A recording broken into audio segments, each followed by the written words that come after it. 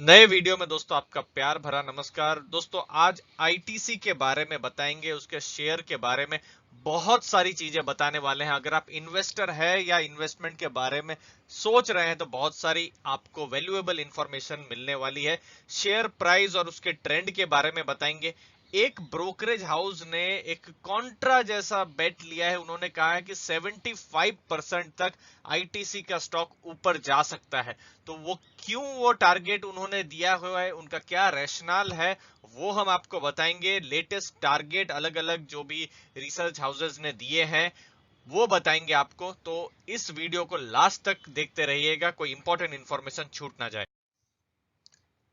देखिए 5 साल पहले हम जाते हैं यहां पर। देखिए 2016 जनवरी फरवरी में स्टॉक प्राइस इसका 210 220 रुपए के आसपास में था। पीक इसने किया था इस लेवल पर 340 के लेवल पर, और बहुत सारे इन्वेस्टर अभी भी इस लेवल पर उन्होंने बाई करके रखा हुआ है। ये जून जुलाई का समय है 2017 का। ये वाला जो समय जो मैं ब्लैक कलर में कर रहा हूँ, ये तब मिड कैप स्मॉल कैप का तब बुल मार्केट चल रहा था, लार्ज कैप चल नहीं रहे थे। लेकिन उस समय भी 260 280 का स्टॉक प्राइस था इसका। और उसके बाद इस रेंज पर ही आईटीसी का स्टॉक रहा है 280 300 के आसपास, अक्टूबर 2018 से जून 2019। लेकिन बाद में स्टॉक प्राइस 2019 में 2020 में गिरता है। और अभी देखिए ये बहुत इंटरेस्टिंग है, मार्च महीने में स्टॉक प्राइस तो गिरता है 160। ये कोई बड़ा सरप्राइजिंग नहीं है, क्योंकि ग्लोबल मार्केट में ही एक तरीके से उस समय पर पैनिक आया हुआ था। लेकिन उसके बाद आप आईटी शेयर को देखिए, एचसीएल देखिए, इंफोसिस देखिए, विप्रो देखिए, डबल हो गए हैं। फार्मा सेक्टर के स्टॉक देखिए, अच्छा खासा उन्होंने रिटर्न दिया है, चाहे वो सिप्ला हो या सन फार्मा कंपनी हो। स्पेशलिटी केमिकल की कंपनियों ने बहुत अच्छा रिटर्न दिया हुआ है। लेकिन आईटीसी का रिटर्न अगर आप देखेंगे उस लेवल से भी 160 से 200 तक ही गया, यानी ये 25-30% के आसपास ही बढ़ा है। तो ये समझना बहुत जरूरी है, स्टॉक क्यों नहीं बढ़ रहा है, इन्वेस्टर को क्या कंसर्न है। तो वो चीज आपको इस वीडियो में हम टच करेंगे। अब सेंट्रम ने एनालिसिस की है और उन्होंने पॉजिटिव नेगेटिव दोनों बताया है। उन्होंने कहा है कि गवर्नमेंट जो तंबाकू है उसका कंजम्पशन कम करना चाहती है, क्योंकि बाद में उसके हेल्थ को लेकर नेगेटिव इफेक्ट पड़ते हैं। और ये गवर्नमेंट का मानना है, और ये गवर्नमेंट सही भी है, क्योंकि ये सोशल गवर्नमेंट का जो ऑब्लिगेशन है वो उनका है ही। तो गवर्नमेंट ने क्या किया है, टैक्सेशन बढ़ा दिए हैं। पिछले 4-5 सालों में देखेंगे तंबाकू का जो आईटीसी के जो मेन प्रोडक्ट है उस पर टैक्सेशन बढ़ा दिया है।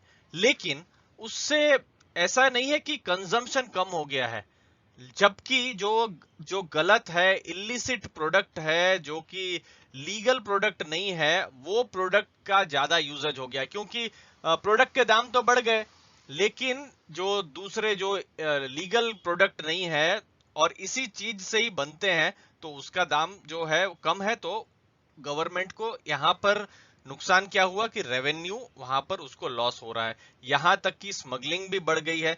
तो ये चीज जहां तक है आईटीसी को तो प्रभावित कर रही है, लेकिन गवर्नमेंट को भी प्रभावित कर रही है, क्योंकि कंजम्पशन तो पहले जितना था उतना ही है। तो ये सब डेटा है दोस्तों। तो वो चीज को एक्चुअली गवर्नमेंट को भी संभलना समझना चाहिए। अब गवर्नमेंट के नए प्लान है जो कि रिस्क है कि टैक्स और बढ़ाया जा सकता है, और लीगल एज जो है 18 से 21 कर दी जाएगी। या फिर जो बैन है सिगरेट का जो अभी है, वो लूज वाला जो है वो अभी बैन कर देंगे। तो ऐसी बहुत सारी, महाराष्ट्र में भी ऐसी चीजें हुई है। तो ये सब चीजें एज एन इन्वेस्टर आपको समझना है दोस्तों। लेकिन इसका अमल कितना हो सके वो एक प्रश्न चिन्ह रहता है, क्वेश्चन मार्क रहता है कि कितना ये एग्जीक्यूट हो पाएगा। तो वो सब तो नेगेटिव पॉइंट्स आपको बताए। अब पॉजिटिव पॉइंट जो आईटीसी के हैं, और हम और कुछ इंपॉर्टेंट डेटा आपको बताएंगे। उनका फूड बिजनेस जो है, जो कंज्यूमर बिजनेस या एफएमसीजी का जो बिजनेस है, यहां तक कि हाइजीन प्रोडक्ट आपने देखे होंगे बहुत सारे आ गए हैं अभी। सेवलॉन का भी सैनिटाइजर, ये सब प्रोडक्ट आ गए हैं, आशीर्वाद आटा, बहुत सारे प्रोडक्ट है।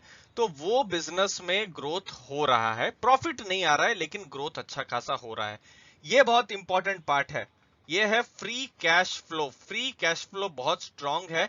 और कैश फ्लो का जो अब तो आईटीसी ने कह भी दिया है कि जो उनका जो भी प्रॉफिट है, फ्री कैश फ्लो, उसका 80% तक वो डिविडेंड भी दे देंगे। तो यहां से मैं आपके यहाँ पर फिफ्थ पॉइंट में ले जाऊंगा आपको कि डिविडेंड यील्ड जहां मतलब कंपनी जितना ज्यादा यहाँ पर कैश फ्लो कमाएगी, प्रॉफिट कमाएगी, उसका मैक्सिमम पैसा जो है आपको एज ए डिविडेंड मिल जाएगा।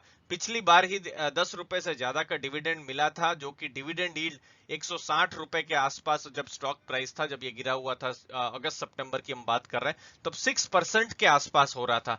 तो इन्वेस्टर इस साल भी ऐसी उम्मीद करेंगे कि उनको भी अच्छा खासा डिविडेंड मिले और कंपनी का फ्री कैश फ्लो मजबूत हो। और ये जो मेन मार्केट है वहां पर तो मार्केट लीडर है ही आईटीसी, तो वहां पर उनका फोकस है ही। वैल्यूएशन आज की तारीख में कंपेलिंग है। अगर आप इसको एफएमसीजी कंपनियों के साथ कंपेयर करें, समझ लीजिए हिंदुस्तान यूनिलीवर हो गया, मैरिको हो गया, डाबर हो गया, उन सब का जितना कैश फ्लो है या फिर जितना वो कमाते हैं उससे ज्यादा आईटीसी कमाती है, लेकिन वैल्यूएशन उसका आधा भी नहीं है। तो आईटीसी को भी शायद ऐसी कोशिश करनी चाहिए कि वैल्यूएशन कैसे बढ़ा सके और उसके लिए क्या कॉर्पोरेट चेंजेस कर सकते हैं। तो वो बहुत ही इंटरेस्टिंग रहेगा और अगले कुछ महीनों में वो सब देखने मिले तो इन्वेस्टर कॉन्फिडेंस भी बढ़ेगा।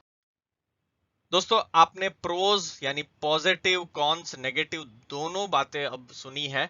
अब टारगेट है, ये सेंट्रम इक्विटी ने जो एनालिसिस की थी और उन्होंने 74-75% का अपसाइड का टारगेट दिया है। और ये देखिए 353 रुपीस का टारगेट है, जो अभी के प्राइस से बहुत ही ऊंचा ये टारगेट है। तो कहीं ना कहीं वो यहाँ वैल्यू देख रहे हैं कि ये सस्ते में स्टॉक मिल रहा है, लेकिन वो ये भी जानते हैं कि रिस्क भी है, जो हमने आपको बताई। तो दोस्तों, आप किस खेमे में है? आप क्या बुल या फिर इसमें तेजी देखते हैं, या बियर, या फिर आप देखते हैं कि ये स्टॉक ज्यादा नहीं बढ़ेगा? तो कमेंट सेक्शन में जरूर बताइए। रेफरेंस के लिए कुछ और टारगेट आपको बता दूं, ये देखिए, ये है जेफरीज का टारगेट 265 और क्रेडिट सूसे का 255। ये लेटेस्ट एक महीने के अंदर में ही इन लोगों के ये सब टारगेट है।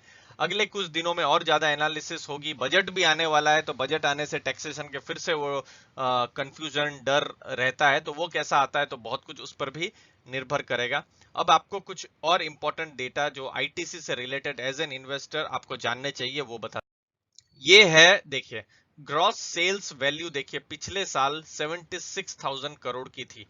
Top 3 contributor to the exchequer in the private sector, मतलब बहुत इंपॉर्टेंट है, मतलब प्राइवेट सेक्टर की टॉप 3 कंपनियों में से आईटीसी है जो सबसे ज्यादा टैक्स भरती है।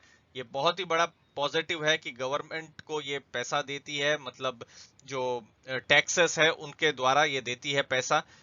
फ्री कैश फ्लो देखिए 11,693 करोड़ ये, और उसमें से मैक्सिमम पैसा जो है एज ए डिविडेंड इन्वेस्टर्स को जा रहा है, क्योंकि एफएमसीजी इंडस्ट्री में हाईएस्ट भी है। और आज की तारीख में इनके जो आईटीसी के जो प्रोडक्ट्स की अगर आप बात करें तो 14 करोड़ हाउस होल्ड तक, उतने घरों तक इनके प्रोडक्ट्स जा रहे हैं।